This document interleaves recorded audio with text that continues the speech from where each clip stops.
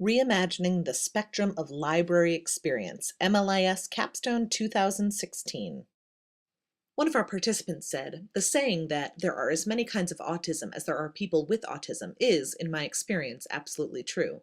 Though this means that one solution doesn't fit all, it also means that there are innumerable creative approaches available to helping individuals with autism." As a team, we examined best practices for serving individuals on the autism spectrum in public libraries.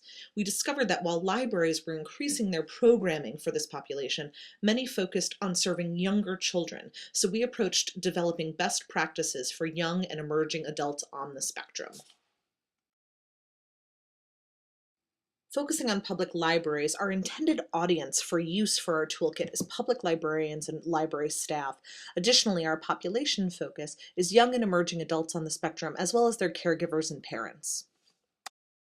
Our aim was to create an approachable, accessible, and adaptable digital toolkit that was informed by research in the field and representative of voices from the autism community. We began our process by connecting with organizations and field professionals. We then evaluated materials to determine current best practices and gaps. We interviewed library staff, individuals on the spectrum, autism professionals, and caregivers. We also designed and developed a digital toolkit housed on a Google website platform. We plan to reach out to stakeholders to help us assess and revise so our toolkit has ideal functionality and accessibility. Our toolkit has four main sections. Our Living Stories section shares anecdotes, experiences, and suggestions from individuals on the spectrum and their caregivers. Our Space Adaptation Plan examines how to make the physical library space more inclusive and welcoming. Our Programming section shares strategies to adapt programs and ideas for programs designed specifically for individuals on the spectrum. Our Customer Service section shares simple yet innovative approaches to best supporting patrons on the spectrum. The Living Stories section of our toolkit was really the conduit that informed all other pieces. This toolkit was not just born out of scholarly research, but directly from the feedback from the underserved community members.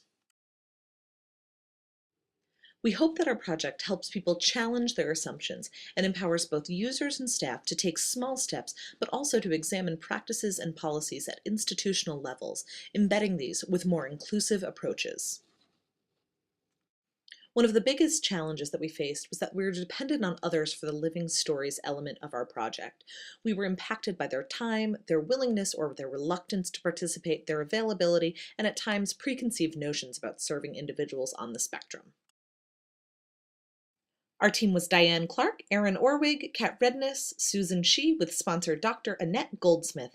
Thank you for your time and consideration. Here's to inclusive practices in public libraries.